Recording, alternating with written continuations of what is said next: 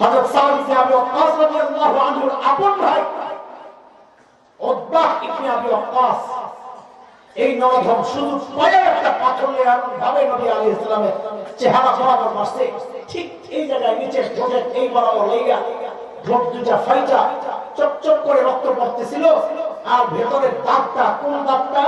ঠিক মাঝখানের নিচের মাঝখানের যে দুই দাঁত, ঠিক নিচের মাঝখানের যে দুই দাঁত, এই দুই দাঁতের ডান পাশেরটা আরবিতে বলে রবাইয়া আল ইউমনা আস-সুফলা, ঠিক ডান পাশের দাঁতটা গোড়া থেকে ওঠে নাই, ভাঙা পড়ে গেছে, ছকছক করে রক্ত পড়তেছে।